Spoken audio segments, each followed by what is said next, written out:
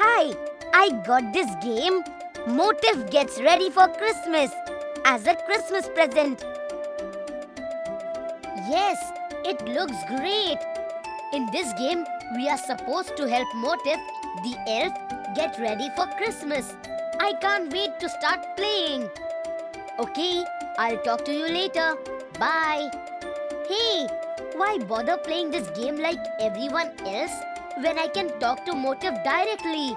It's Gizmo time. Hi there, I'm Motive. Do you want to join me while I get ready for Christmas? Hi Motive, I'm JC and I would love to join you. Great, let's begin. Wow, what is this place? This is our gift-making factory.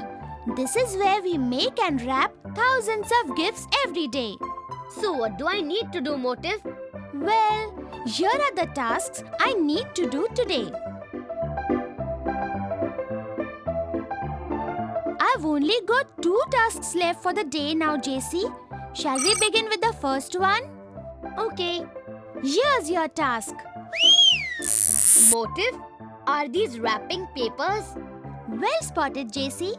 This is a gift-making factory after all. You need to help me sort these by picking the odd one out amongst these 4 wrapping papers. Odd one out? Okay, let me see. I got it. The third one is the odd one out. And why is that? You need to tell me your reason for choosing the third one, JC. Otherwise, I'll think that you are just guessing. Well, I noticed that the design on all the sheets, except for the third one, is made from the same basic shape being repeated over and over again. But the third one has many different types of elements which don't repeat. So it's the odd one out. That's correct, JC. This is because the first, second and fourth sheets are patterns. But the third one is not. Patterns? Yes, JC. Don't you know what patterns are? A pattern is a design or a shape formed by the repetition of the same basic shapes again and again. So, when shapes, figures or designs repeat several times in a given space, we get a pattern. Cool! Patterns are made of simple shapes which are called units. The units repeat in a specific order or sequence. Oh, I see it now. Like the first pattern is made up of these repeating gift boxes. The second pattern is made up of these repeating Santa shapes. And the fourth pattern is made up of repeating snowmen. Exactly! And this brings me to your second task. Now, can you spot the repeating unit in each pattern, JC? The first pattern is made up of these small triangles being repeated over and over again. The second pattern is made up of squares. That's absolutely correct, JC. Now, what about the third pattern? Can you identify the repeating unit in it? Hexagons. The third pattern is made up of repeating hexagons. Correct. So, did you see? Basic shapes like the squares, triangles and hexagons here can be repeated in various ways to form patterns. I think I understand what patterns are now, Motive. And that means that we are done with our first task. Do you want to move on to the next one? Yes, Motive. This is my last task for the day. This room is where we assemble gifts for the kids who write to Santa asking for Christmas presents. A little girl has asked Santa for a carpet for her room. And she is very specific about what she wants. See for yourself.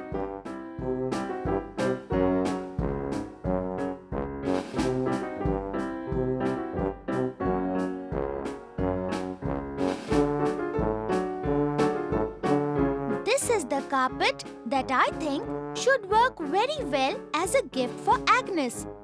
But I need to make sure that it's the right size. So what we need to do is find out the area of this carpet. Find the area of this carpet? But this carpet has such an unusual shape. I don't think I can find its area, Motif. Don't worry, JC. I'll help you. Look carefully at the carpet, JC. Can you see a pattern on it? Let's see. Yes, I can.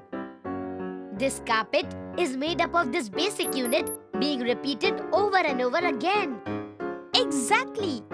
So now that you know the basic unit of the pattern, can this help you in any way to find out the area of the pattern? Think about it, JC. Well, I suppose if we know the area of one such unit, we could multiply it with the total number of units and find out the area of the entire pattern. Exactly. That's absolutely correct. Motif, that sounds great. But how can we find the area of this unit? It has such an irregular shape. I can help you with that, JC. It's rather simple once you understand how this unit was made. This unit is nothing but a modified square. A modified square? How's that possible? Look here, JC. This unit was made by modifying a square of side 10 centimeters. Can you calculate the area of this square? To find out the area of the square, we need to multiply the length of its sides. That would be 10 multiplied by 10, that is 100 square centimeters. Great! Now let's start modifying this square to get the smallest unit of the pattern on the carpet. First, we will add a triangle to one side of the square. Now, we will remove a triangle of the same size from the inside of the square. This gives us the smallest unit of the pattern, JC. Gosh, you are right, Motif. This means that the smallest unit of the pattern is a modified square. Exactly. So can you figure out the area of the modified square now? Think about it, JC. We added one triangle to a square of area 100 square centimeters. But we also removed the same triangle from it. So the area of the modified square remains the same. That is 100 square centimeters. So a basic square shape has been modified and then repeated again and again to give this pattern. Exactly. We know the area of this unit. It is 100 square centimeters. All you need to do now is count the total number of units in this pattern and then multiply it with the area of one single unit. Let's count the units then. There are 96 units here. And the area of one unit is 100 square centimeters. So, the area should be 96 multiplied by 100, that is 9,600 square centimeters. Excellent work, JC. So to find the area of the pattern, all we need is the area of one tile and the total number of tiles in the pattern. That's right. No matter how large the pattern, you'll be able to find the area. Cool. Thanks for this, Motif. I'm having a great time. What next? That's it, JC. Those were the 2 tasks left for today. But now that we've met, you can visit me anytime. I'll do that, Motif. Christmas or not. You can count on me. A pattern is a design formed by the repetition of the same basic shape or motif. Patterns are made of simple shapes which are called units. The units repeat in a specific order or sequence.